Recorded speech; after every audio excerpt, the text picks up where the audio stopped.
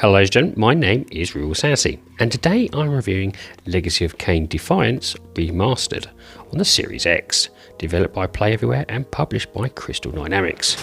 So what is Legacy of Kain Defiance Remastered? Legacy of Kain Defiance Remastered is the conclusion to Kain and his betrayed lieutenant Raziel, both two powerful entities bound by the conflict between free will and fate.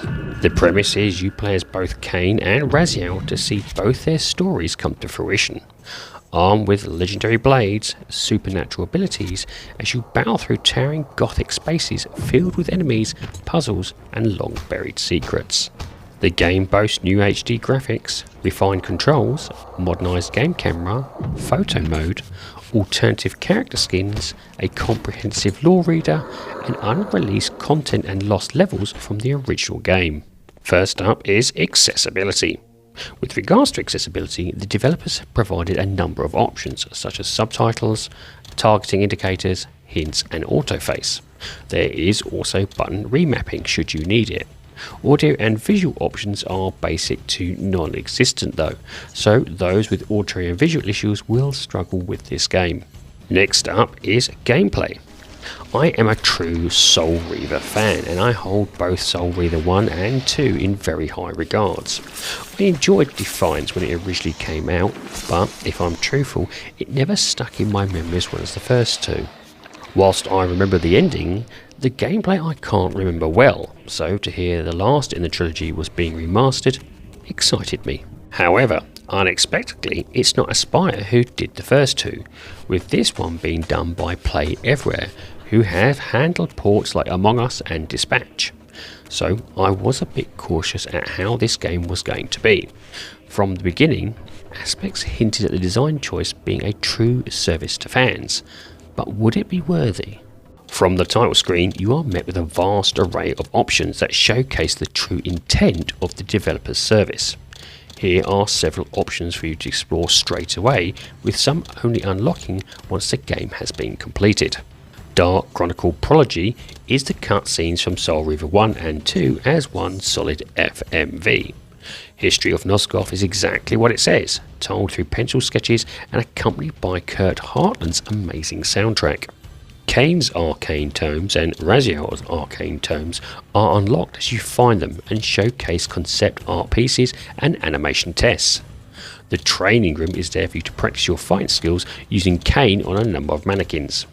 However, it's the lost levels that drew me in with these 8 individual areas to explore and an intro to the lost levels from the developers on their condition.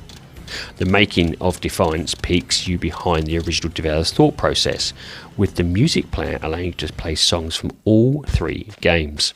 This is already a fantastic start, but it's the main game that will tell you if the developers really did their job properly. With regards to the game itself, this was always the weaker of the trilogy in my opinion, with its stop-start approach to telling the story. Nothing the developers have done addressed that. And that's good, as it's a product of its time. Changing that would destroy the fundamental core of the game, and for better or worse, it's how it should be with remasters.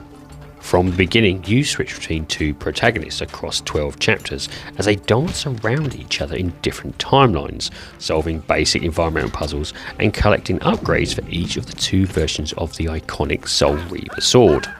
Kain's story is mostly combat based, whilst Raziel's is mostly platforming and environmental puzzles. Both do have combat, but it's clear that Kain's is the more evolved. Both protagonists have also light and heavy attacks alongside a telekinetic push. Each also have elemental area based attacks using the sword, which can range from stopping time to setting groups on fire. One of the biggest issues original players had with the game was its camera location, which was set quite a distance from the character. That often led to many times hiding the enemy from view due to scenery clashing issues. Whilst the option is there to switch to it, the new remastered version of being a close 3D person modern view does wonders in allowing the player to fully appreciate the complex and stunning architecture found in the levels they explore. Because of this, even combat now feels weightier and more authentic, rather than the floaty nature of the original.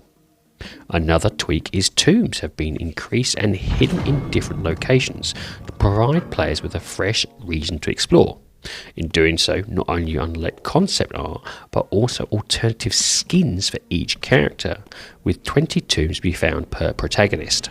I played this game with a big smile on my face from beginning to end, which tell you all you need to know. Next up, graphics. The biggest reason for the remaster was its graphics and updating it for newer and older players alike.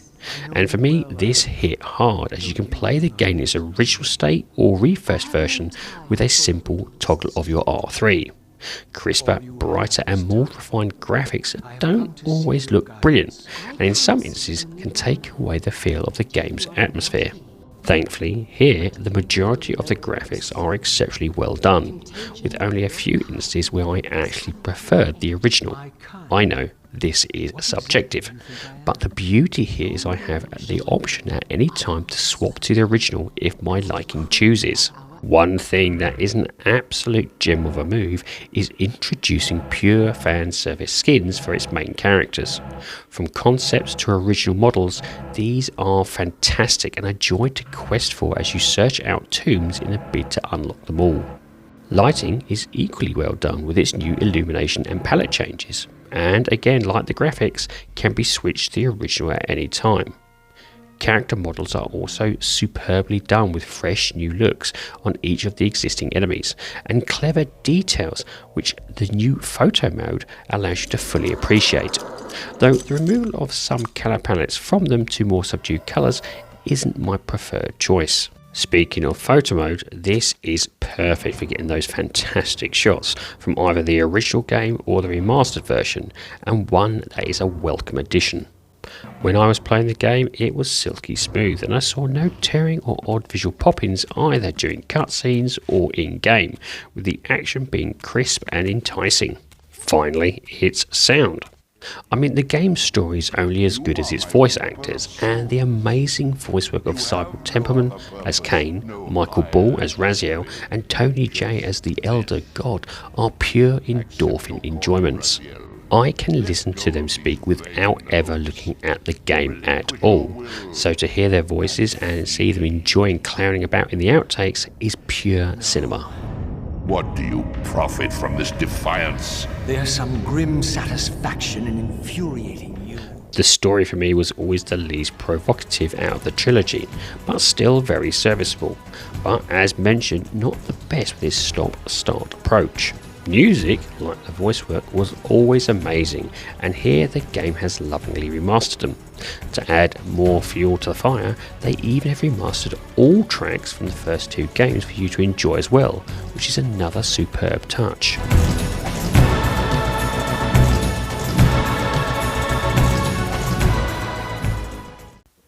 My recommendation again here would be a good quality headset to listen to the amazing conversations of the voice actors and their expertise in getting you fully engaged at the world at hand. And this leads me on to the rating of the game. Now, I rate games in order of avoid, on sale, great purchase and must own. My rating for Legacy of Kain Defiance Remastered is a must own. If you are new to the franchise or an original fan, you won't get better value and fun for the price on offer. That's not even talking about the new game and extra DLC skins on offer if you so wish.